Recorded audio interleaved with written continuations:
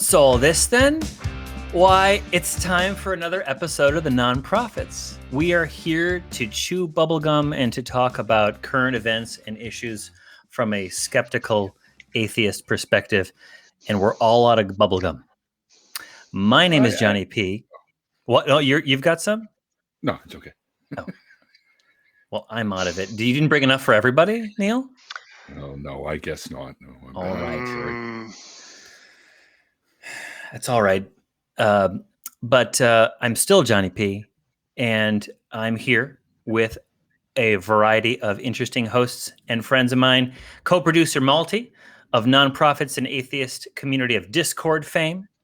Your friend and mine, the guy who didn't bring gum, Neil the 604 Atheist, and Jamie fricking Boone, right? Who is my counterpart from an alternate universe where Al Gore won the 2000 election.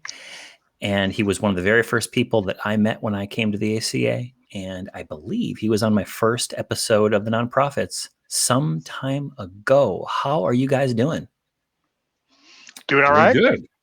What you been up to? Let's before we get into our articles and stuff, I want to hear what you guys been up to this week. Let's go left to right because I want to hear about Jamie. We're leading up to Jamie's what he's been up to. Neil, what you been up to? Come on. Well, just been doing my show basically, and I've actually been popping in on a bunch of other shows. People have been coming out of the woodwork to ask me to join them on their podcast as well. So, and of course, been visiting my mom, who's currently still in the hospital.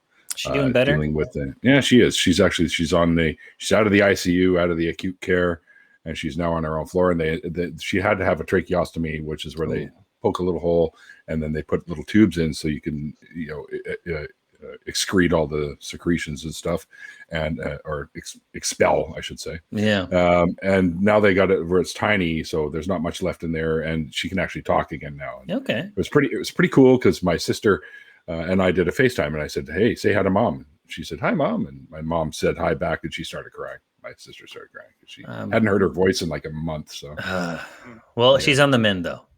She is, absolutely. We're all hoping for the best, and can't look forward to hearing the good news about your mother's continued recovery. Thank you, Malty. How about you?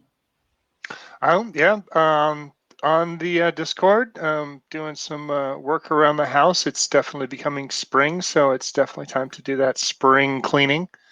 So taking the power shears to the bushes, definitely. Good wholesome activity. Trimming the bushes. Is that code? No. Okay. No. It's not 2 minutes yet.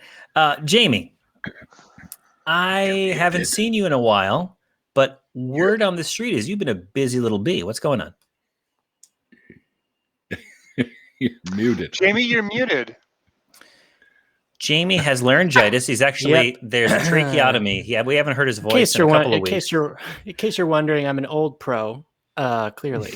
So I have been as busy a bee as I can be without publishing anything or releasing anything in video form. So I'm in school and living with my significant other, but that has its upside. So I have a witness, so I can prove that I have been doing what is effectively a self-styled study course in what I think are particular political problems in America today, namely fascism. Fascism? I've heard about those guys.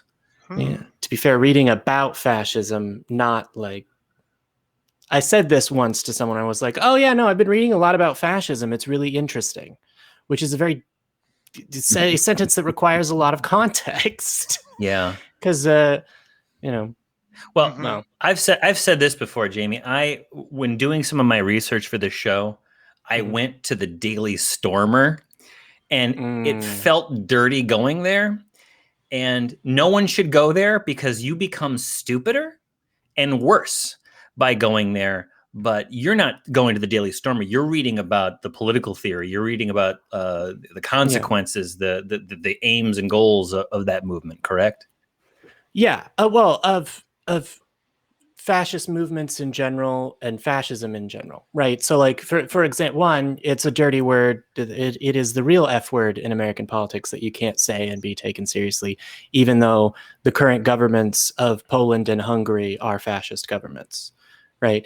There's a difference between fascism and authoritarianism. And no, I'm not doing my research by attempting to ask people at the Daily Stormer at length about political philosophy, because I don't think that would be necessarily a good place. But there's a lot of good books out that when I actually do start releasing content, I'm like, here is the bibliography, in part so I can brag about the number of books that I've been reading outside of college. So everything from,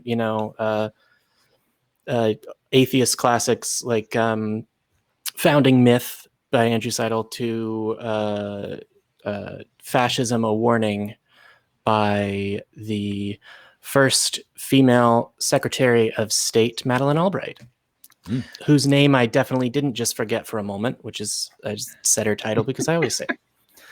Well, so you've been busy. You are not in front of the camera, but you are back behind the camera somewhere doing lots of interesting work. And I hope that we'll see you more in front of the camera to share some of your findings, some of your research and new knowledge, especially on a show like this where we talk about that stuff on a weekly basis.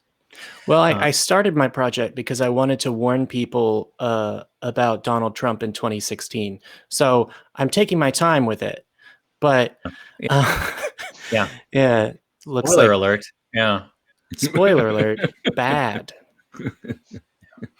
Well, let me go through the the spiel that we go through when we do this here show. This is a product of the Atheist Community of Austin, a 501c3 nonprofit organization dedicated to the separation of religion and government and promoting positive atheism. If you have not already done so, you should subscribe to this channel and join in the 8,000 other fabulous folks who have already subscribed. Share the show with your friends, with your enemies, with your grouchy uncles. Let's get to 10,000 subscribers. You're not a grouchy uncle. You're the nicest grouchy uncle if you ever were one. Oh, well, you tell that to my nieces and nephews. Well, they're just sticks in the mud. That's what their problem is. You can tell kids them, these days. Yeah, they don't know what's. Let's get to 10,000, because at 10,000, some magic starts to happen. 10,000 subscribers. So that means the ACA can do fundraising with us, right? So I mean, it's a big number. It's a big number, but we're only 2,000 people away. And we can do some fundraising. We can get some good stuff going on here. So please do click on the like button, set the notification bell to on so that you are always notified when a new episode premieres. Although regular viewers of the show will know that our episodes air at 3 p.m. Central Standard Time on the Nonprofits YouTube channel. That's right between Talk Heathen and the Atheist Experience. If you wish to donate money to what we're doing here with the ACA, to the show, and you have any extra gold-pressed latinum or other types of currency available to you, you can support us on Patreon at patreon.com/thenonprofits. Feel free to join us in our fan-run social media outlets. You can find most of us at the Atheist Community of Discord, by going to tiny.cc/ACA Discord. You can find us on the fan-run Facebook group at facebook.com/groups/nonprofitslive. If you already use Amazon for your purchases, and there are reasons why you wouldn't because of labor reasons and solidarity with the labor, those who get us the products that we need and want. But if you already use Amazon, you can support the ACA by shopping at smile.amazon.com and selecting the Atheist Community of Austin as the beneficiary. If you, it won't change the price of your purchase, but a small amount of that money will end up going to the ACA. And we appreciate every little bit. It all adds up. Check out the new Atheist Experience Network on YouTube, a one-stop shop for all ACA shows in podcast form in one channel. Subscribe at tiny.cc/AEN podcasts to listen to episodes of The Nonprofits, The Atheist Experience, and all the other ACA shows. Tell us what you like. Tell us what you don't like in the comments below this video, or email us at nonprofits@atheist-community.org. As with all of our shows, the links are going to be in the description. You can pause this video, you can go read those articles, and then you can resume the video and listen to what we have to say about those articles. So we welcome you to do that and join in the discussion, because we really want to hear back from you. All right. We are covering some topics today. We got some articles. A few of them.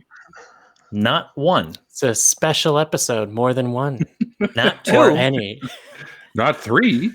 Yeah. 4 is the number of the videos or articles.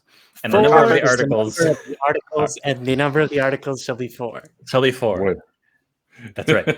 So what are we going to talk about today? And I want to pose these in questions if I can. Does Jesus make evangelicals insecure about their wieners? And by wieners, I of course refer to the penis, penises. Number 2. That's the big one. Well, not if you're an evangelical, though, I guess. The second one, Keo, the All second perspective. one, it doesn't even matter. That's the thing. Number 2, is yoga a gateway drug to Hinduism? Of course it is. Some think so. Number 3, has the U.S. Supreme Court in Tandon versus Newsom created a new religious aristocracy? Some say yes. Some say you're overreacting. Guess who's who? And I can't come up with a question on this one. Looking back, churches versus anesthesia. Yes, apparently people had a problem with anesthesia. Oh boy. And guess what it was? It was the bishops. Yeah. And guess who they were primarily focused on? Well, let's talk about it in a bit. Let's talk about it later. Okay. All right. Number The 1. details of that story might not surprise you. Right. Number 4 will not shock you. All right. Let's talk about number 1, the fragile wieners of the evangelicals. It is Who wanted to cover the wieners on this one? Who wanted to talk about penises? Well, when you frame it like that, it's interesting. I feel like I was voted by y'all to be the penis person. So you guys have decided that I'm in charge of all the penises. So watch out. If the shoe fits. It's funny because in the Bible, foot is a euphemism for penis. So I didn't know that. Evangelicals are opposed to metaphorical shoes because that probably means condom or something. Or is that a sock? And then a shoe is okay, never mind. Yeah. That would be more like never mind. Chastity belt or something. I was gonna say it didn't take me long to be goofy, guys. All right. No. What do we got? What do we got on this one? Where is this coming from? There have been a couple of studies published over time. There's one in particular by a couple of prominent researchers in their field. I've never met them, so you judge how prominent they are. I have no reason to. That's a joke. But what they've looked at are internet searches in particular for things like extends, make penis bigger, the types of things that a man who was insecure about the size of his penis might Google. Although their study highlights as one of its flaws that they don't know specifically who is doing the Googling, but they've localized that data by state and determined that the number of evangelicals in a state correlates with the frequency of searches that suggest penal size insecurity goes up, and controlling for other factors, gender, race, sex, etc., the correlation is pretty strong. So one of the things that isn't mentioned in the article that I'll bring up as food for thought is, well, which causes which? Is it possible that people who are prone to join evangelical churches are also more likely to have psychology that is insecure, or is it the other way around? I think, as I think the implications of the study are, that it's probably that having a super awesome alpha god and having years, as the articles say, of major voices in the evangelical movement talking about how to be a man is to be manly and to have the biggest penis, and women are penis homes is one relatively infamous phrase amongst 100 other.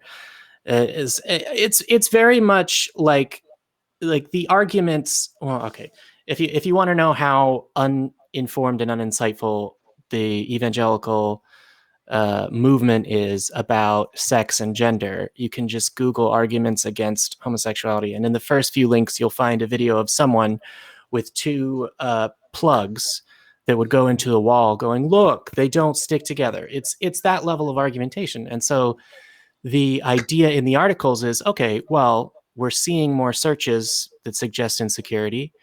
What does this imply about that community? Okay. Malty, Neil, what are some of the things that Penises. you found? Yeah. Penises. Did you find I didn't any? make the introduction funny. I mean, I did, Go but ahead. not from the words in this article. Did anyone find anything Neil? about penises on the internet? Malty, Yes. Neil? I posted a link, but apparently it was already posted. I didn't notice that till afterwards. Oh no, I added it. Once you posted it, I'm just like, great link. So I added it to the great to the. You're talking about the one with the from about the ASAP second Science. half. Yeah. Yeah. Where they talk about how it's due to lowering testosterone levels and stuff like that. That's And, Well, Well, that has the second half of this discussion. The work that was done by our good friends Samuel L. Perry and Andrew L.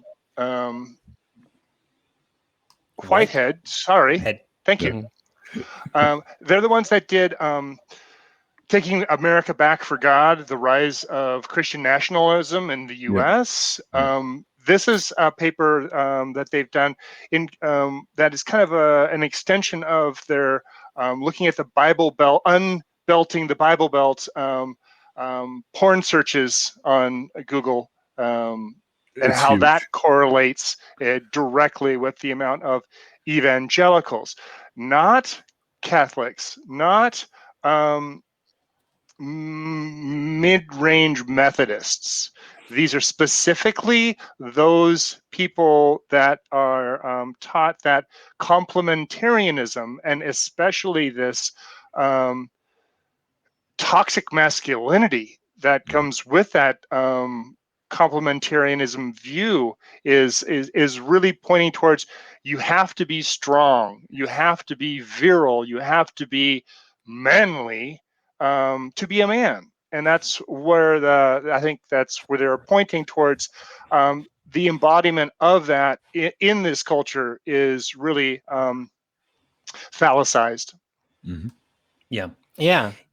It's said a really. Oh, sorry. Go ahead, Jamie.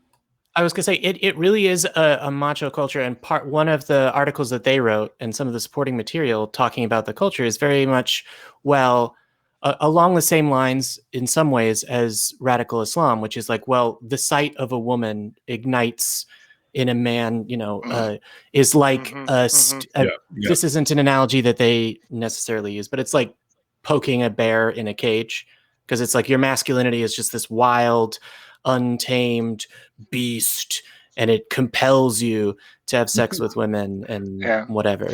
Yeah, and same with the evangelicals. If we look at the horrid events that happened at the massage parlors, the evangelicals, have this anger, fear,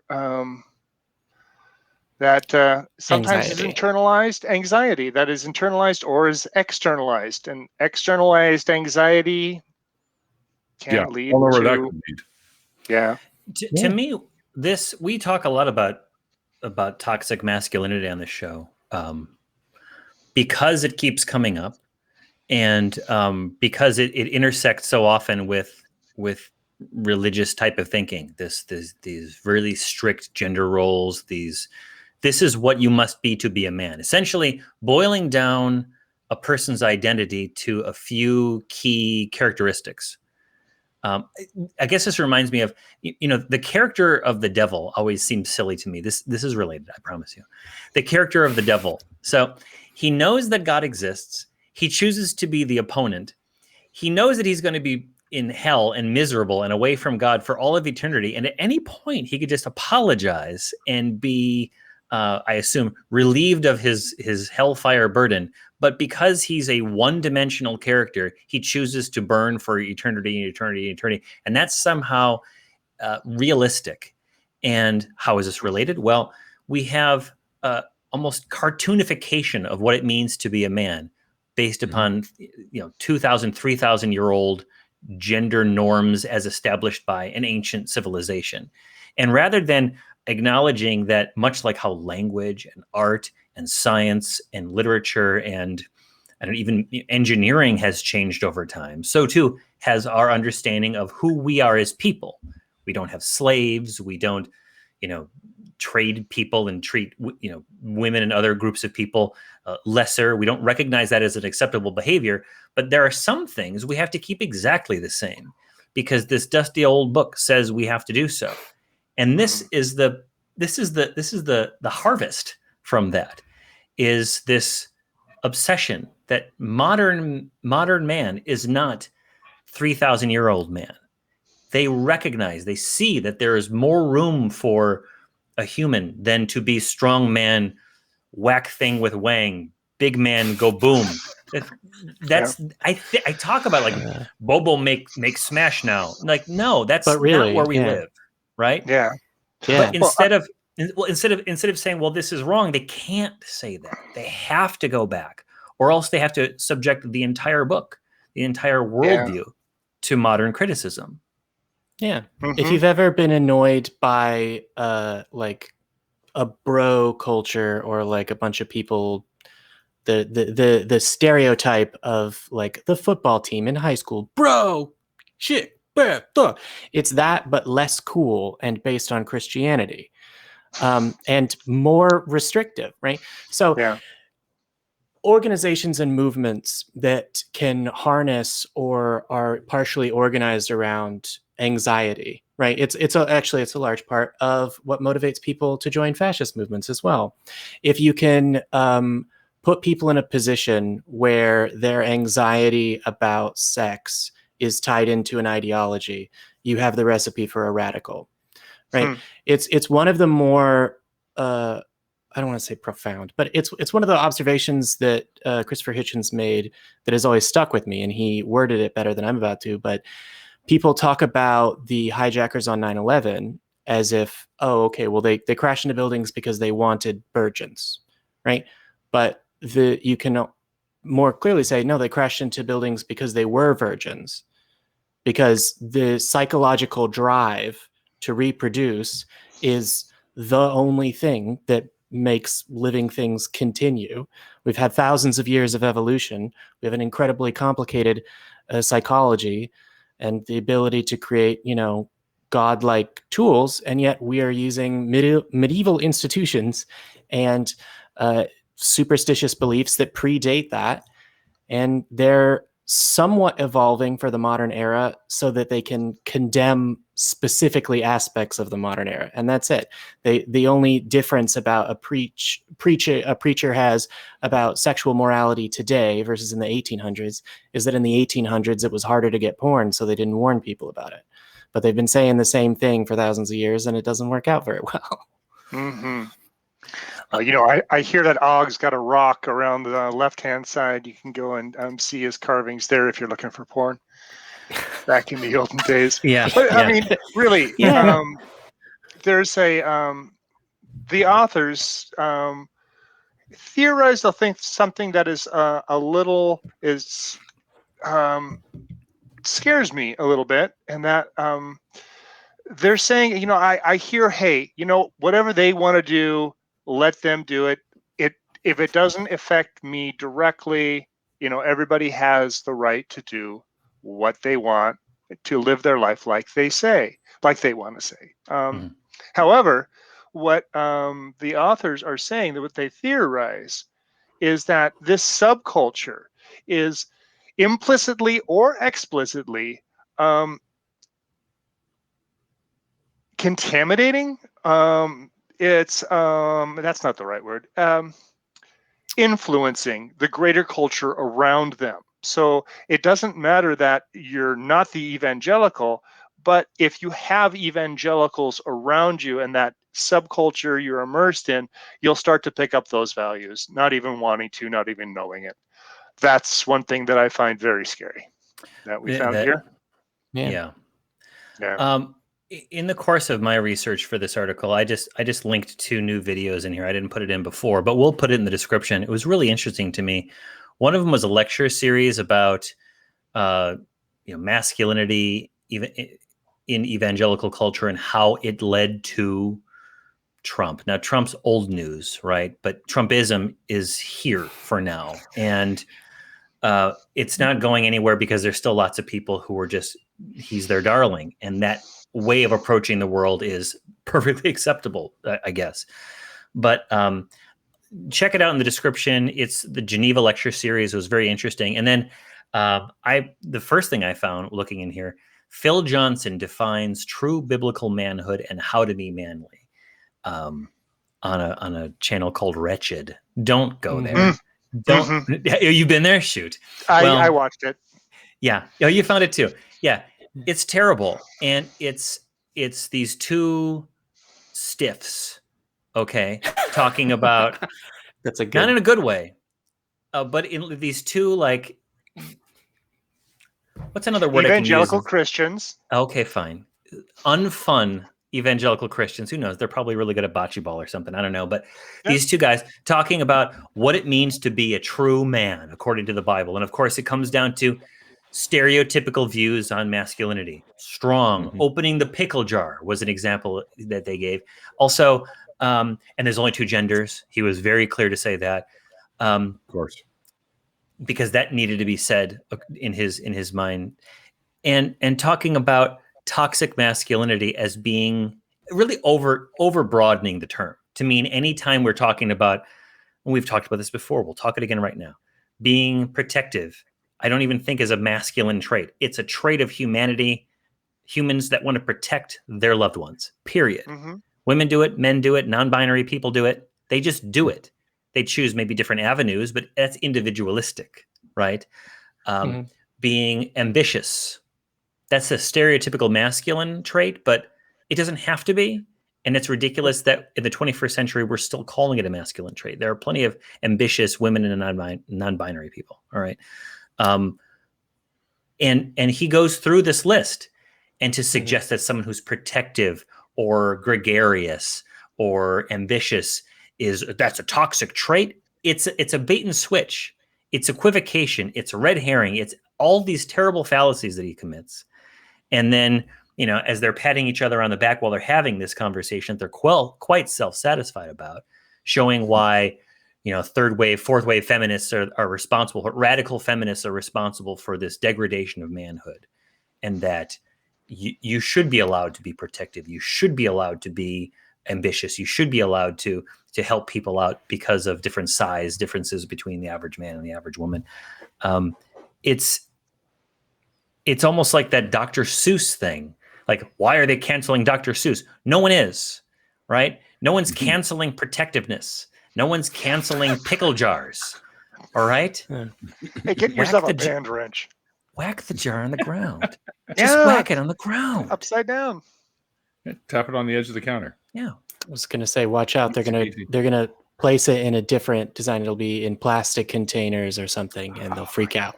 Yeah. Well, is it still a jar? You got to be careful. I was about gonna say, plastics. actually, yeah. Plastics are problematic. Yes, they Aren't are. they ever? It's shall we? Are we done with the evangelicals and their fear of? Tiny. Are we done? Are we done beating these evangelical penises? Should we move on to the next subject? Okay. It's not a good sign that it's difficult to tell whether we're done. Well, you got to think about it though. Are you But done you know yet? what? We might be done. I mean, give it another 50 years. From what I'm hearing Yeah.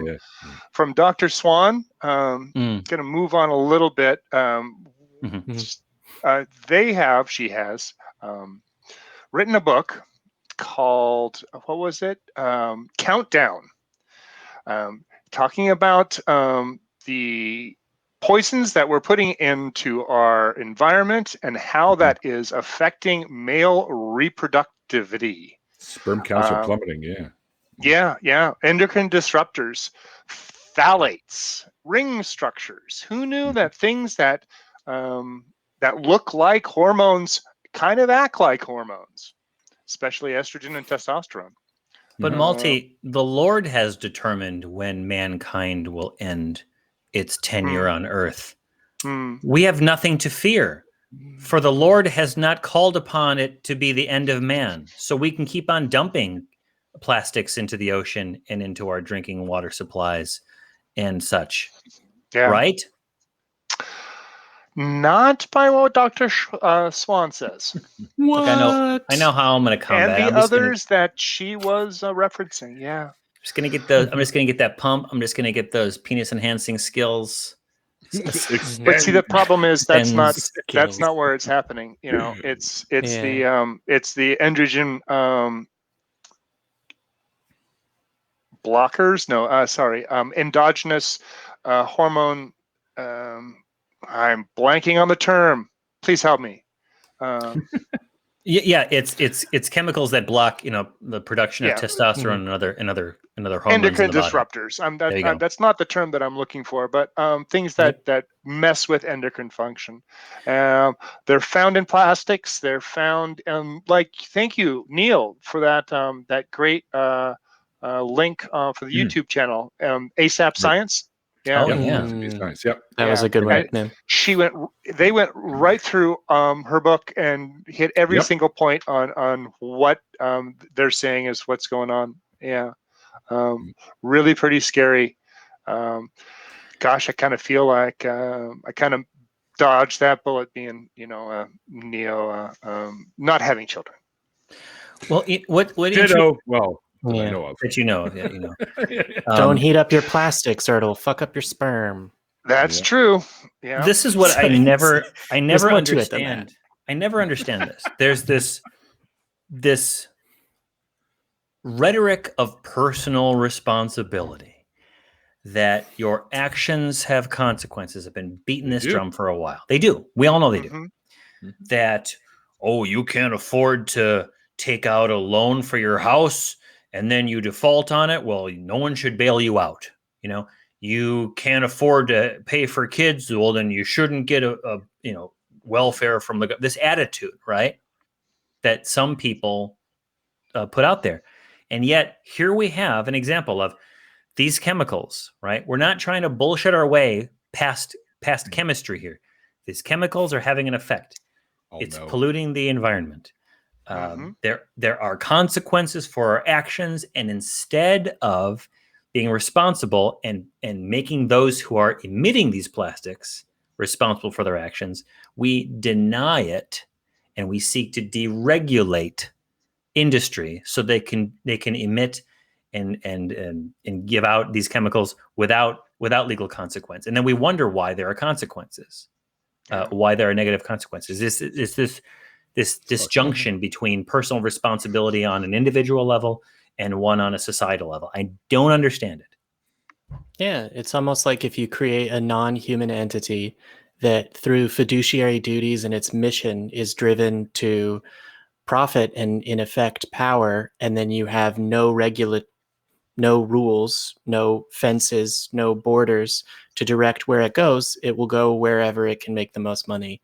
And that doesn't always mean making people healthy. Nope. Because that's hard to do. It's hard in a world full of fatty food. Anything else we want to say about plastics and about... Let me just end with a quote from Dr. Swan, Professor Swan. Babies are now entering the world already contaminated with chemicals because of the substance they absorb in the womb. Yep. So this is not a problem that is going to go away quickly. We are chewing up plastics on our roadways into microplastics, which then travel around the world through the air jet stream and are being deposited on Antarctic. Plastics are everywhere, and Right. we need to. This is one of the things that we need to get a hold on: carbon emissions, greenhouse gases, and plastics, all coming from oil. Yeah, we reap what we sow on this stuff, and there has been some discussion. I know some people in chat, some people in different places. Like, why does the nonprofits tend to take these positions on issues that look like they're super lefty? They're not super lefty. This is accountability. This is responsibility. This is reality. And as humanists who exist in a world, not in a fantasy realm amongst the clouds, this is the actual world that we live in.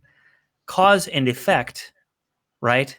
I may not be able to articulate to your satisfaction the metaphysical substrate grounding for all this and that and the other thing. This is real shit. All right, 2 minutes has gone by. I can say shit. Okay. This is the real world. All right. So if you're in denial about this kind of stuff, show me some data. All right. Show me some real stuff, because the scientists are saying that these toxins are in the environment. But I feel it in my heart. Yeah, I feel it in your heart too, Malty. I was going to say that, and the fact that, this seems like a lefty view, at least in American politics. The fact that half of the political power in Washington, as organized by parties, is in denial of science is a commentary on your politics, not on the science. I agree. Yeah. And Malty, you might actually feel it in your heart. That's part of the problem. You might actually be feeling it in your heart. Yeah, and might be some plastic in there. Yeah, that's what I'm saying. Yeah, little microplastic in the valve. All right. Well, let's move on to our second topic. And I'm even afraid to go into this, but because it's so flippin' stupid. But it's the world we live in. We don't shy away from the stupidity. We can't. Is this the stupid segment? Like, we need a thing for the stupid segment. There's a lot of it. Yoga in schools. Watch out for the rising tide of Hinduism in the 2020s. All right. So my response, Neil liked this one. My response was, "Oh, fuck this." And I stand by that. Yes, you did, Neil. Okay. There was a bill introduced earlier this year by Representative Jeremy Gray in Alabama.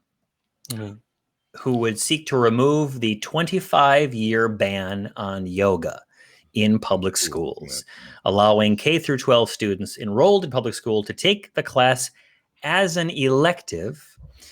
Whether the class is offered would be left up to local boards of education, but the bill would allow the class to be presented as an option. Now, he's an athlete. He's got a lot of experience in physical fitness. He's got his own brand. He's got his own brand. He was a football player. Was at South Carolina, I believe it was. He said, "I can give you a ton of reasons why yoga is beneficial, and those reasons are backed by studies and data."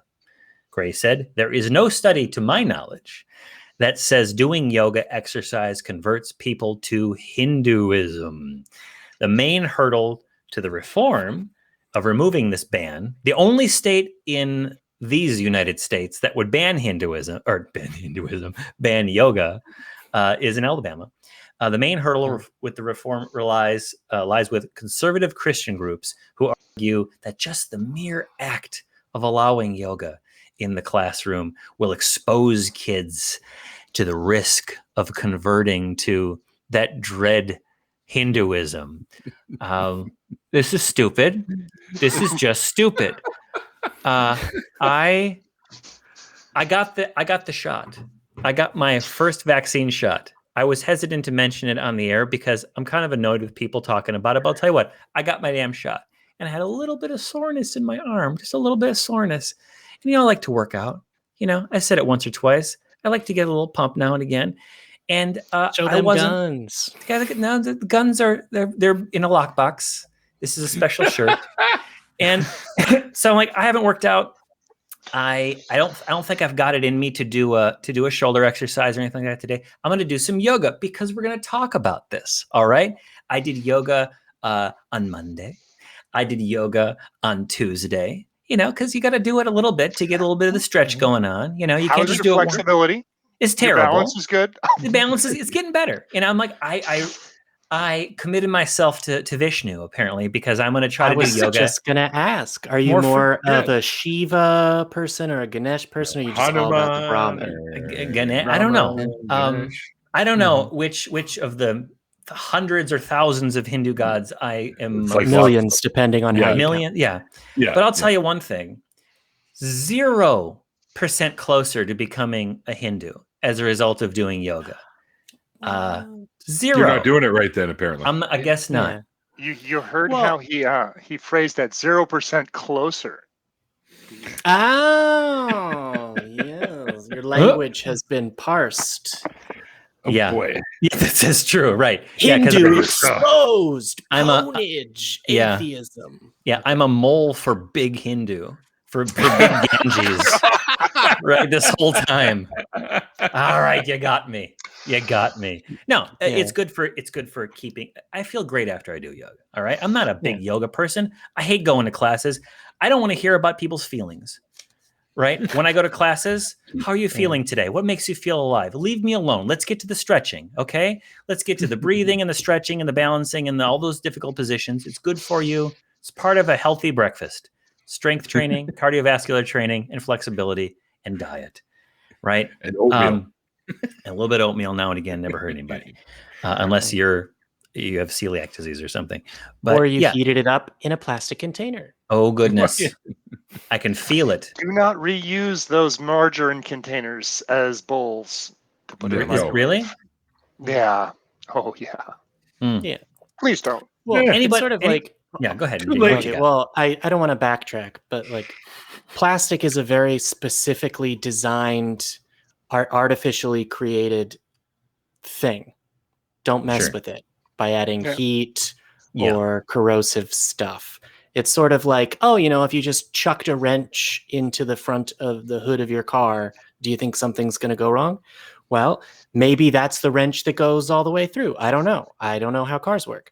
But maybe that's the wrench that gets lodged in the super important part of the car and it explodes. Wrenches are to cars as heat is to butter and margarine containers, is what you're saying. Precisely. I'm also saying that in terms of the Hinduism, I think one of the things here, I don't know why I'm the serious person and you're goofy. You must have taken my mojo or something. Is that Bill Gates? That's right. You've can confirm the vaccine kills all sense of humor. I'm my own hotspot. So. Yeah, what were you saying, Jamie? You're back to Hinduism.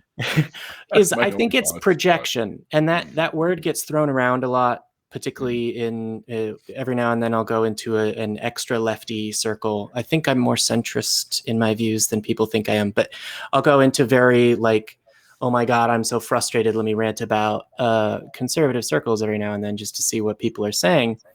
And they go, oh, well, they're just projecting. It gets thrown around as a buzzword, but in some cases it's really accurate. So if you thought about what an evangelical church or pastor or person would do, they would try and introduce into a school a program related to their religion.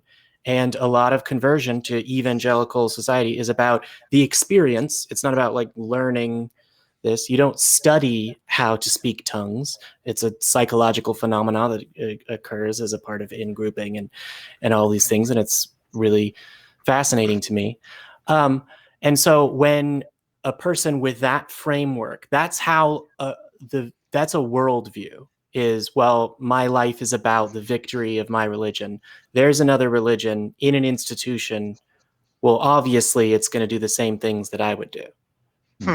Jamie, let me ask you, since you're saying that the evangelicals are the ones that were projecting, that's why they've put this 25-year-old law probably into practice. But now the person who's trying to take it out, is he a Christian? He's a Christian as well. I think he's part of a ministry. Yeah, but he's also into physical fitness and recognizes that like yoga, particularly as practiced in America, isn't religious.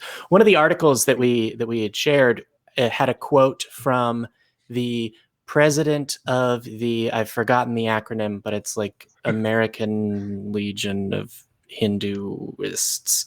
I'm really, really bad with my citations for how serious I'm doing, but the links will be down below. Don't worry about it. Yeah, but effectively what he said was you're not practicing Hinduism. What you're doing isn't even what yoga is in Hinduism. Right. It'd be like, to me, the analogy is when I drink wine, I'm not taking communion, even though it's something that Christians happen to do in their survey, or in their church thing. Neil and I we're doing that though. So I think I see what you're talking about here in the notes. Trivided, I butchered that name. Oh, yeah. Most people don't do yoga. What they do is asana or postures. Doing postures is not going to make you a Hindu. That's right. No. That's sort of what I was going to say. And I remember being a little kid and going to watch cartoons or something in the morning, and I would flip through the channels, and there'd always be that one channel that's got the people doing yoga on it. And I never once, and mind you, I probably didn't know much about Hinduism at the time, but I never once thought of it as being linked to anything other than something maybe mildly spiritual. So one of the things that you're right. I've got a friend who lives abroad who has gone to yoga instructor school, and that's different from the stuff that I do and what a lot of people in America do. It's just stretching, poses. This stuff leads to greater flexibility, which you need to maintain as you get older. You lose quite a bit of flexibility as you get older. You don't have to tell me. Yeah. But what she's doing with her study of yoga is heavy into the Hindu spiritualism. And of course, I do a little bit of teasing there because I'm like, well, does it make you more flexible? Like, Ayurvedic medicine. It's the argument is that it's the beginning of a deep dive into Eastern mysticism and religion. Yes. And that's what it's the gateway drug. And before long, you're living off prana and you're studying under a guru or someone, right? I would say that I would hope that it would be more of a gateway to atheism or agnosticism than to Hinduism. But I think that is just too bitter of a pill for them to swallow. If you expose a bunch of people to all different types of things, that they may understand that this is all bullshit. But maybe not. It causes them to reflect upon their own beliefs anyways. Yeah. But it's really hard from an evangelical perspective to understand, getting exposed to religions might not make people join them. And then also it's really difficult from the perspective from the evangelical movement to go, this could cause people to reflect on the soundness of their beliefs. Because what does that sentence mean to a hardcore member of the evangelical movement? Mm-hmm. Well, let's look at to pray so that your faith is stronger. The bill, and that's it. The bill, according to the Alabama legislature website, states that all instruction in yoga shall be limited exclusively to poses, exercises, and stretching techniques. So what everyone does anyway. This is a weird one, but I know why. All techniques would be required to have English descriptive names and chanting mantras and using the greeting namaste, which translates as "I bow to you," would be prohibited because you're gonna summon Cthulhu apparently if you say namaste too many times. Yeah, because bowing is what Obama did to Japanese emperor. Look, I'll tell you, I'm fine with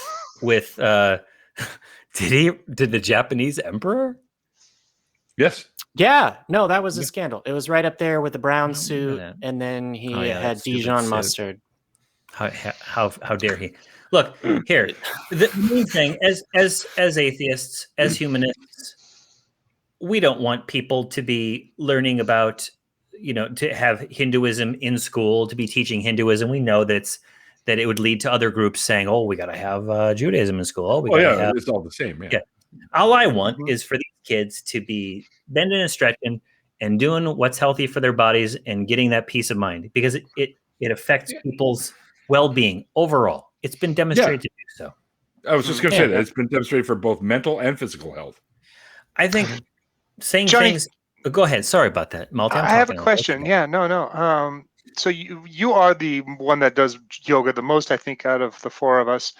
Do you also try to do mindful meditation while you're doing these practices? Being in the present, feeling your body. I try to. it's hard not to when you're in a weird position and you're bent in half and then you're twisting at the same time. You're concentrating and you don't really have time to think about the bills. But clearing your mind, it's not they say it's spiritualism, but it's not freaking spiritualism. No. It's a function of the brain. The brain does this stuff. Mm-hmm. You're not becoming a Buddhist because of all this mindful meditation while you're doing with your yoga? Oh my gosh. I think so. Stretching didn't make you believe in the supernatural? Yeah. No, I tried doing that shit, I'll break something. So raw physical pain in my body. Raw physical pain in my body led me to focus entirely on my body. I'm not thinking about like how many angels are floating on the head of a Hindu pin.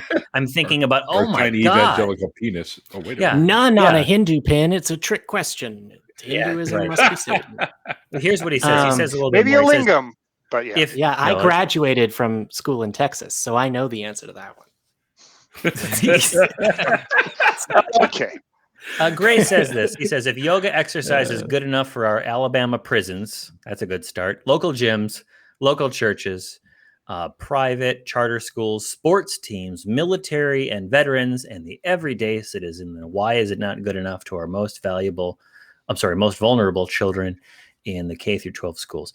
This bill not passing would be a great disservice to those children who really need it. And I think so, because one of the things he talks about is, and this is where the meditation, mindful meditation comes in. Again, to a Christian, Jamie said it quite nicely, to an evangelical Christian or to a Southern Baptist Christian who belongs to a certain sect that sees everything as a spiritual warfare and it's a competition of my religion versus the lies of the world, they would see mindful meditation as casting spells, right? As demonology, as praying to, I don't know, name another unusual Hindu god, as opposed to just being present in the mind and dealing with how the mind can be blocked up with thoughts and learning how to deal with stress. A lot of kids, especially kids with difficult home situations, kids that deal with economic problems from their parents, or kids with emotional difficulties or struggles in their own little communities. They need to have a way of dealing with it. And this is a tool that is available to children. It's free, right? It doesn't require any complicated equipment. All you have to do is sit still for a while and follow certain practices, and it can be beneficial to calming you down, dealing with emotional stress, dealing with difficult emotions. That's what this is about. Gray's all on this, and I really hope that Alabama can show how intelligent it is by voting to remove this ban. I will say this: I was a day camp or daycare counselor for years and years back in the early days, back before cars and stuff. But I did it for about 5 years, and we tried a whole thing with the yoga type stuff, or the exercising, the stretching, the sitting and meditating, and certain age groups of kids, that's just impossible to do.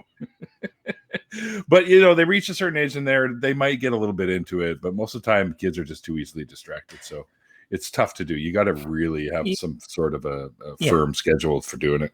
Well, Neil, think about this. Oh man. They make kids sit down and take tests, right? They make kids sit still. Yeah. They force them to do that stuff, right? Yeah, but that's school, right? This is daycare. Well, sure. But also our education system is not perhaps the most laudably organized in terms of promoting a love of learning. Can we just copy Finland or wherever, whoever's number one this year? It's one of the copy paste Finland. Yeah, I think Finland's been number one for a while. East Sweden, South Sweden, Sweden, any of the Swedens. Yeah. Any of the many Swedens that are out there in the world. People are saying tremendous things about Sweden these days. Yeah. Doing some amazing work. Well, this is off topic, but I'm going to confess a piece of ignorance. I didn't realize how recently now I've forgotten which Scandinavian country it was that gained its independence in the last It might have been Finland, I think, because it was part of Russia. From whom? I'm Yeah. going to stop talking now because From whom? my ignorance. From another political structure that is different than the one they had before, and now it is what it is, and it's Folks at not home, what it was. See, Jamie's been Fact busy. check He's that. been studying all this stuff. Yeah. He I knows. just feel dumb now. He's testing you. He knows which country it Yeah. is. Do you know which Scandinavian know? country is the youngest? Do you want to know more? Would you like to know more? Find out after the break. Yeah. Yeah. Would you like to know more? Let me get back to you after I read about that specifically. But It could be Iceland because weren't they part of Denmark? Yeah. yeah. They were a colony of Denmark. They may have got their independence. Can I get back to yoga a little bit? I was going to say that a little redirect. Are you going to do this something is more? important. Show us how it's done. Be a little more flexible about the subject. Iceland has their own yoga problems, I'm sure, but it's cold. It's too cold. Do yoga on the mat gets wet on the melting ice. Look, my mother, I think, is a vax denier. I think she's a COVID denier, right? Dude, she's yeah. Well, what are you gonna do? And she's Catholic, but doesn't really know what she believes because she's got all weird like reincarnation stuff, whatever. Okay, and she, before the fall of mankind and the dark times that we live in now, gather around the dumpster fire that is the current, and I will tell you a tale. She did Tai Chi at a local community center, right? Which is weird that she did that, but it's great. Tai Chi is another one. It's awesome. Tai Chi and yoga. I think Tai Chi, the young people do Tai Chi, but old people really should do Tai Chi because it's easier on the body and it's good for balance and strength and calming of your mind. Yep. And some walking nitwits, meditation is what it is. Yeah. Yeah. Nitwits at her church down martial arts said that she's worshiping the devil. You know. What? Well, yeah, because she's casting spells, I guess, is what they were thinking. You know, I took Tai Chi as a PE course in college. Didn't feel any kind of draw to join Falun Gong though. What is that? What is that? He's a demon in It's a cult that professes the use of Tai Chi and self-embowelment. Oh, okay, that's right. Yeah, you didn't feel the draw? Isn't that one the one that does the production company that tours around the United States making money for it all the time? Oh, yeah. That It's in banned case you're in wondering China. about where your money is going. Yeah. If you go watch out for that. Mm-hmm. Like if anyone is curious about yoga and Tai Chi, ask your doctor if it's right for you. Don't do anything that your body can't handle. Only you and your doctor can make that decision. But if Tai Chi isn't for you, you can consider Makbara, which of course is Klingon Tai Chi. And I had to look that up. I'm just kidding about that. But nice these pronunciation. Makbara. Yeah, There you I'm not go. a Patach. I hope I don't get canceled for saying Patach. But anyway, these are beneficial things. The hocus pocus aspects of it, I don't think so. But the physical aspects are beneficial, and to a lot of people who can't do powerlifting and other exercises like that, long distance running, this is something that's available to you. It's good for your mind. It can help you through these difficult, stressful times, and it's pretty cheap. YouTube's got tons of videos. I got one. Should I link the yoga routine that I do into the description? Sure, am I going to get in not? trouble for doing Sure. that? I'll talk with our executive producer to see. Put it there or put it in the comments. Yeah, but what if the yoga teacher that I do every couple of the class that I do every couple of days is a terrible person? Let me do a little bit of research. I don't want to promote someone that's terrible, but yeah, I encourage everyone to look into it. It's worth it. And if you become a Hindu as a result of doing yoga, I want to know about it. I think we want to know about that too, because I want to let us know. Yeah, there's a chart few that course. ACA shows that would really like to take your call if you converted to Hinduism because you went to a yoga class. Yeah, you might have heard of some of them. Just call all of them. I think everyone would like to talk to you. Yeah, we would love to talk to you. Yeah, and if you are anyone in the audience who is a Hindu person who happens to be watching this show, please weigh in. What are your thoughts about about non-Hindu yoga practices. I know that you have opinions, and we want to hear about it. So, anything else, Malty? You got anything here? I see some about the prefrontal cortex, and I didn't hear those words come out of your mouth. No, yeah, I was just put that into, if we wanted to expand a little bit more of the positive aspects of the mindful meditation part that can be part of yoga. Just a few things that they have found the mindful meditation to do. Lowers stress in that the amygdala is the part that does fight or flight processing. Yes. And so if you're always in that excited fight or flight state, if say you're a vet with PTSD, your amygdala is larger than your average person. Mindful meditation decreases the stress response and decreases the actual size of the gray matter in the amygdala. And so, I mean, also, if you're looking at creativity, if you're looking at memory, sizes in the hippocampus with memory, sizes in the prefrontal cortex with mindfulness and creativity. These are physical changes that we've seen happen in the brain, positive changes that can occur by doing these kinds of these exercises. So to block that from these children, like I think that was a really good thing that Representative Gray said, you know, why are we blocking it from our children when everybody else has access to these these exercises? Right. What about the Stations of the Cross? Does that help with the amygdala? Jamie, Neil and I are both cradle atheists, so that's all okay. you. Well, I went to a Catholic high school, so it is a ritual, and if you don't walk it fast enough, you will hear the song "Were You There When They Crucified My Lord" at least 4 times. I think it was 4 or 5 that I heard it while I was respectfully, slowly walking through the Stations of the Cross they had there. Sometimes it causes you to tremble. Were you there when they crucified the Lord? Malty, a second ago you were talking about PTSD. Yes. I'm sorry, that is not something I should laugh at. No, it's not. You know, I shouldn't make too light of it either. But, no, but the songs that get in your head, that's not trauma, but that's annoying. But religious trauma syndrome is Lord of the Dance is another good one to get dance, stuck in your head. Dance then wherever you may be. I am the Lord of the Dance, said he. Lead you all wherever you may be, and I'll lead you all. I think we may be done with the yoga article. I think so, Malty. I think. Thank you. As a last pitch to atheists about meditation, because I think there's this idea that gets floated around of like, oh, that's a thing that religions do and it's spiritual.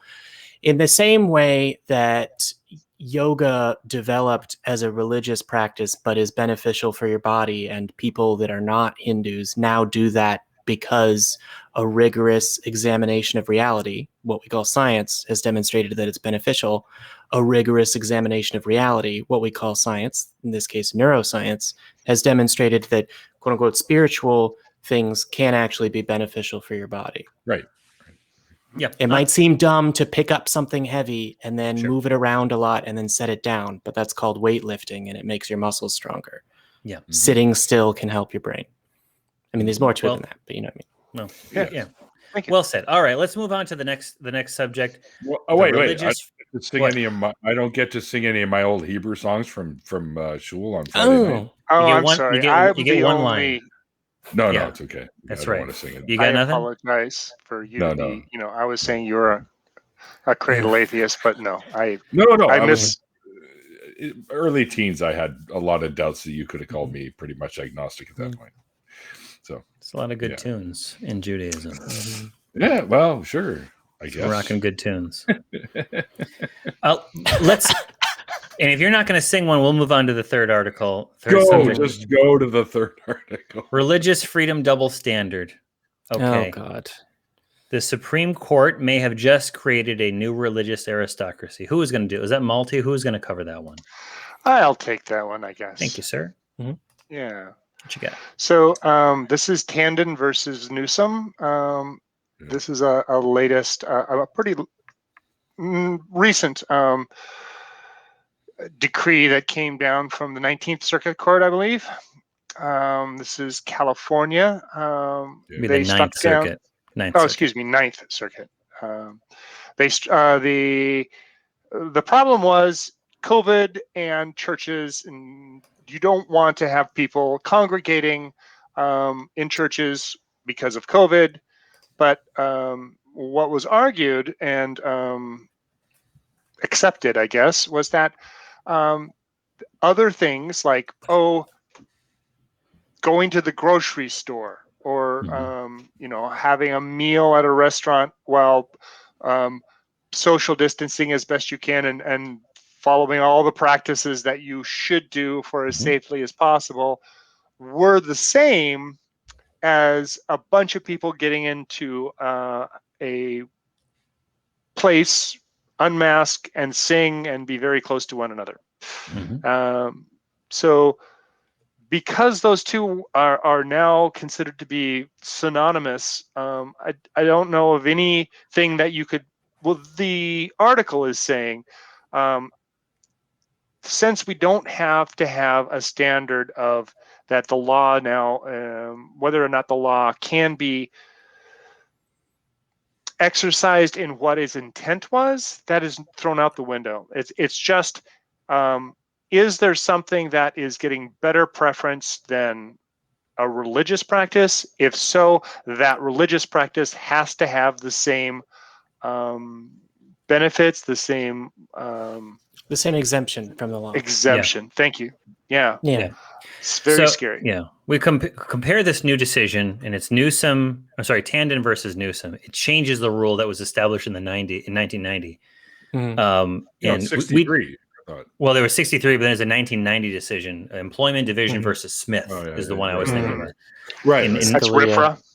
Yeah. In 90, the Supreme Court ruled that 2 Oregon drug counselors who had been denied unemployment compensation after they were fired for ingesting peyote, an illegal substance, during Native American religious rites. Unlike other states, Oregon hadn't made an exception in its drug laws for the religious use of hallucinogens. Writing for the court, good old Justice Scalia held that First Amendment's protection of the free exercise of religion was not violated when a state passed a, quote, neutral, generally applicable law that just happened to make it harder for some people to practice their religion. Now, all of that is out the window because in Tandon versus Newsom, the court declared, and I'm not sure if this is dicta, no pun intended to the earlier articles, or if this is actually a holding. Government regulations are not neutral and generally applicable, and therefore trigger strict scrutiny under the Free Exercise Clause whenever they treat any comparable secular activity more favorably than religious exercise. This calls into question laws that do not mention religion at all and whose framers almost certainly were not thinking about religion, such as the one in this case. So before, you can't do illegal drugs. Oh, you got a religious reason? Tough nuts. You can't do it. Now, you want to gather in homes greater than 3 households at a time? Tough nuts. I don't care if you have a religious reason. You can't do it. But now they're saying it's automatically triggered strict scrutiny. And that's where it is. So where this article that I read, human sacrifice is the classic example of a religious liberty claim that uncontroversially ought to lose. But the court's logic would give even the Aztecs a plausible free exercise claim. What is the state's interest when it forbids human sacrifice? People don't want to be killed, obviously, but every state allows killing in self-defense. Is that not a comparable secular activity? So it's kind of strange. Right. So if you could kill then that would be the one that would cause the clause to be So it's like, hey, I'm an Aztec. It's my religion. It's my religion, so it's okay. Well, and then I would say pose that stronger. If the subject of the human sacrifice is a part of the religion and is willing, then you're gonna honestly, as a test case, that would be really interesting because Yeah, you'd get stronger. lots of. I just love to watch the pundits talk about how, well, you can't play God, and it's people that oppose, the right to die and euthanasia and anything like that. And so you tell them, oh, okay, well, what if the euthanasia is religious? Right. Basically, I think part of this actually gives me hope, just the language around it. Not because this is law now and bad, because it is bad. But the more I look around and the more I read about this, the more I think that this fight against, the ideologies and the ideas of the past can be won, right? Whether it's fundamentalist Christianity or the various legal arguments that get used as excuses for the court to favor Christianity over other religions. It just sounds like a death gasp, right? And you can track the history of the way that really conservative Christianity talks about what its enemies are, right? It used to just be like rock and roll. All of modern culture, that's an enemy to fundamentalist Christianity. Yeah. But you look at their apocalyptic, we'll say literature, movies, older movies are about the rapture, have all of the good Christians being gone, and they're a warning to the Christians that got left behind. More modern films made by Christian filmmakers are about, okay, well, all the Christians, they say that they mean true believers, they mean the Christians that are me, get left behind, and all those atheists are stuck. So now it's not about, well, my religion is special. They can't make that argument stick legally, but two, it's just you can't favor non-religion over religion, and it's about it's a secular theocracy being forced on you. Because I think a phrase that I repeat so that I can hear how ridiculous it is, so that it stops making me mad so much. But people think about it that way, and this is how that viewpoint, that ideology, gets translated into abuses of the law from the court. You said you had some hope there. Can you just boil down the hope? Because I was happy to hear that you said this gives you hope, and I didn't catch that. Could you maybe rephrase that? I mean, it doesn't give me hope in anything like a short term about the Supreme Court, but the more that I look at what the position is of this ideology in our society, it's now just saying like, okay, well, you can't treat me differently in terms of the law. That's not actually what the law is saying, but that's how they're couching their argument, because they have to now, right? In the same way that a person that wants to argue for values that would have been called white supremacy and would have openly been called white supremacy, for example, on the floor of the Senate, there's lots of documentation of it. When they talk about some of those same policies now, they can't use the term because society, to a large part, at least, as particularly in America, as Americans are thinking about their society and their culture and their laws and what they want, it's moving on, right? The majority of Americans have moved beyond this. And so the thing that worries me is what is going to happen to all the institutions of our republic when we fight about them like this. Because if your worldview is, well, my religion has to win and it should have all of the power, then ideas of republic and whether you have marble cake federalism or layer cake federalism or separation of church are irrelevant. You argue whichever argument in that particular moment means that evangelical Christianity is in charge. Yeah. And Obama actually didn't do any favors, but he appointed moderates and accommodationists. Malty, what you got? You're about to say something. Sorry, I talked a lot. No, you're good. I wonder what the STS response to this will be to Camden versus Newsom. Because I really do wonder, now that this has come down, where the Satanic Temple could take this. Yeah, that's what I was thinking too. Where are our Satanist siblings out there that can step in and make ridiculous, outrageous claims, right? And push it.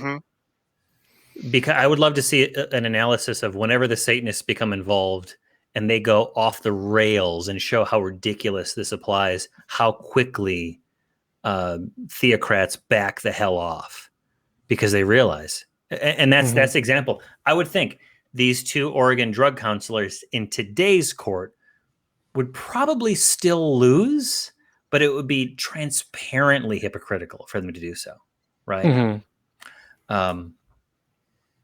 They might Yeah. punt on it depending on the Yeah, they circuit might. court's ruling. There was, I mean, this isn't, certainly not the first decision out of this court or a court that really was closely resembled this. We've had a few additions in recent years. There's lots of weird, interesting decisions where you're like, okay, but if this was Christianity, there's no way the church would have come down on this. There was and a lot of the interesting ones, if you're decide to do a Google, happen in prisons. So there was one in the mid-teens. I forget the year and the name now, but I'll find it and we'll find a link or something for it.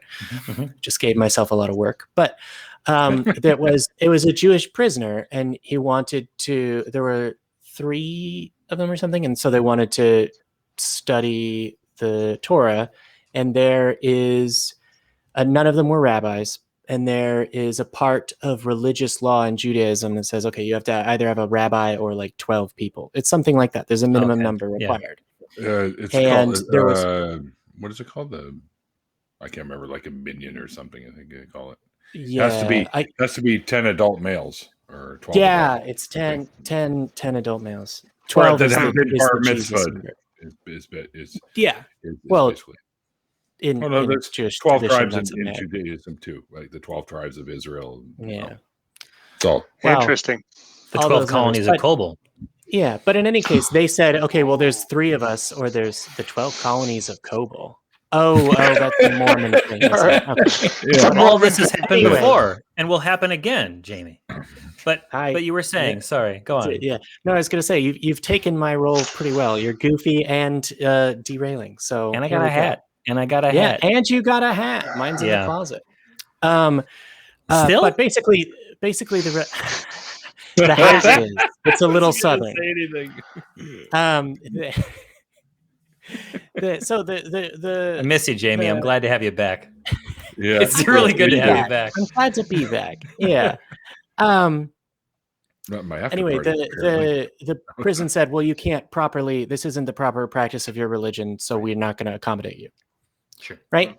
Except until that point, there wasn't a principle in law that the government gets to go and do an in-depth theological analysis of whether or not you're praying correctly. Yeah. But there was for that. It's, well, they can tell you whether or not your religious practice is correct. Right? Is that a function of RFRA? Is that a function of RFRA? The Religious Freedom Restoration Act? No. I mean, RFRA in that instance would be on the other side of the issue. It's just an instance of a prison warden going, well, I don't want the Jews doing Jew stuff, basically. Well, okay. I don't know what was in her head. But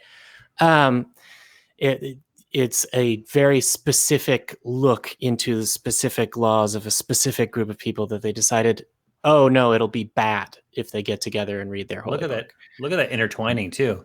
We're supposed to keep government and religion separate for everyone's benefit, and here we have a prison authority making religious rulings, right? Yeah. Like they couldn't be a separate sect of Judaism, and the prison system is rife with hybrid religions. Don't even start with the prison systems. It's wild. Yeah. It's wild stuff. Yeah. The other one that came out of the prison system was there was a Muslim who was going to be executed who wanted to have a particular religious leader with him in the prison. All death row inmates there's basically a prison chaplain as Christian that gets, I think, paid by the prison because that's the state of our country to do that. And basically what the Supreme Court said in terms of like, no, you can't. I want to have my religious leader here. They got to stay. Went to the Supreme Court, and the Supreme Court basically said, well, you had an opportunity to file with the prison and specify them, but they didn't tell you, but you didn't do it. So they found a technicality to boot it rather than accommodate the religious beliefs of a person who's going to be put to death. Yeah. We could do an entire episode just on RFRA and religion in prison. We really could. RFRA did have some good things. Well, I was just the little thing in that I wish we hadn't have lost it, because I mean there was some good parts of it. Like they were saying again with the Muslims that no, it is okay for a Muslim to have a half-inch long beard because no, you're not going to be able to hide a weapon in there. Right. Yeah. Stop making excuses and let them have their beard. Right. Yeah. Yeah. So that was a good ruling. So I mean, it's not all bad, but It was hard fought. That was hard fought. Yeah. Yeah. I want to just touch on the concept of the shadow docket that the court in the Trump era and now has been fast tracking certain decisions, that skips over the appellate courts, makes decisions with no argument, some briefing, and it would seem to be blurring the lines between, I would say, executive branch decisions and judicial branch decisions. We're not going to be able to give the shadow docket any justice by talking about it in 2 minutes. That was impromptu. We're going to have to move on from that. Needless to say, it's a tough one. It's a tough one to move on from, too, right? Yeah, so, we can say so much. I'm on the edge of saying something about it right now. Actually. All right. Well, save it, Jamie. Darn. Stow it. I am now. Yeah. And you know, we can talk about this next time. Fine. I'll put it in a video that I make. Our last article. We're just going to touch on it, and we gotta get skedaddling, folks. Okay. Yeah, it's just easy. It's kind of an interesting one, anyways. It's a quickie, much like Evangelicals. It's our looking back. Looking back.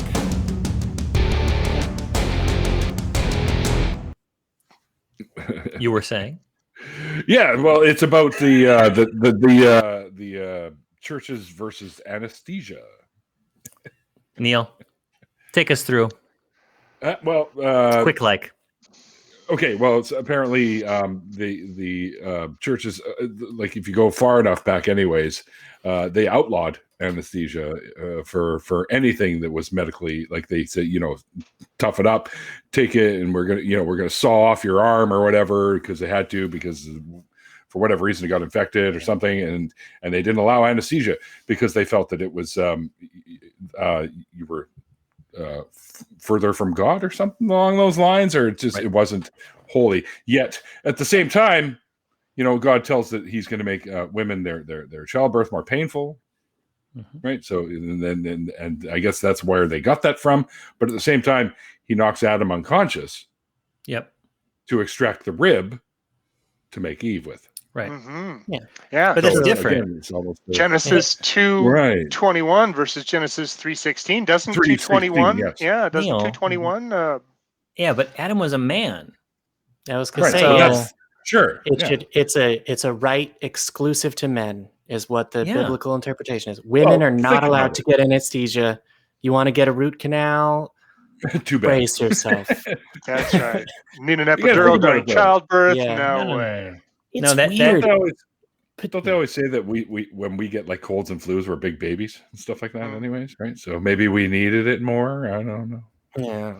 It's a load of fucking horseshit. See, each of us, the male and the female, they have separate but complementary roles to play. So this doesn't.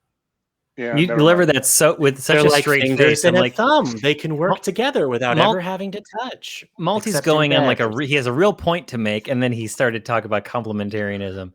You sneak. You're a sneak, Malty. Well, that's what it is, Yeah, it's true. Men, it's just two sides of the same coin. Men get power and pain-free surgeries, and the other side of the coin, it's just complementary. Women get to be subservient, and they get to be in agony. Because of that damn serpent and apple, huh? Well, okay, I mean, this happened during the Middle Ages is when this actually started, right? I mean, before that, this is, to be clear, we're talking about the use of ether as anesthesia. Yeah. And that was the main one. Before that, they had laudanum, they had opiate derivatives. If someone has low blood pressure and then you give them a something that depresses, an opiate that depresses everything, you're 50-50 chance that you're going to come off the table alive, right? And the thing with ether is that it's fact acting, and you come up out of it fast. And so it was something that was really good. And they used other things way back far as 600 BC. There was using anesthesia for using wine and what do they call it? Henbane. Right here. Cannabis Henbane. indica. Yeah. Indica. Yeah. I know what that is. Yeah. So get them drunk and knocked off their heads, strap them down, and give them a new nose. Yeah, do that rhinoplasty. Yeah, you've got some interesting notes in here, just about ancient practices of opium derivatives and anesthetics. Malty, great finding here. Yeah. So I was on a walk with on an atheist walk, and I was talking to someone who was ex-Hindu, and I wanted to ask him about Ganesh, and he started talking about Shushruta, this physician. Okay. He is an ancient Indian physician known for the main author of the treatise, the Compendium of Shushruta, which talked about the successfully doing different types of surgeries. All types of surgeries, using anesthesia. And one of the things that we were talking about, Ganesh, was, that the rhinoplasty was common wartime injury. Their helmets didn't protect the nose. Yeah. So they would do a reconstruction, and what he was saying was that that reconstruction kind of looked like an elephant's nose. And he was wondering about Ganesh and this type of surgery for for nose reconstruction that was being done in 600 BCE. And that's where the idea was coming from. So I thought that was interesting. That is interesting. That is really interesting. I do nose reconstruction, FYI. Yeah, really? Oh. Don't I feel the fool? Yeah. You should. Yeah. Oh, honey. Look, everyone, we gotta scram. We do. So it's been fun. It's been fun. Thank you, Neil. Thank you, Malty. Jamie, you want to come back sometime? Pleasure. Yeah, you want to come back sometime? I would. Yes. You would. And I will. I can drop the little dime then that when Benjamin Franklin invented lightning rods, there was opposition from the church for using them here. In fact, the church's response to when there was a lightning storm was to send someone up into the bell tower to ring it, to show their I forget what their theological reason was, but hundreds of people died from lightning strikes. You haven't seen Jamie in a long time. He's just bursting with this kind of good stuff. Yeah, he's exploding with things, and so that means you've got to come back soon, Jamie. Yes, I'm glad to have had you here. Been a while, my friend. That's it. Thank you so much for tuning in. Join us at the Fan Run Discord, YouTube. Support us on Patreon, Amazon Smile if you can. Check out the links. Send us an email at nonprofits@atheist-community.org. We will see you. Yeah, smash everything you can, unless you're evangelical, in which case, maybe you can't. And we'll see you next time.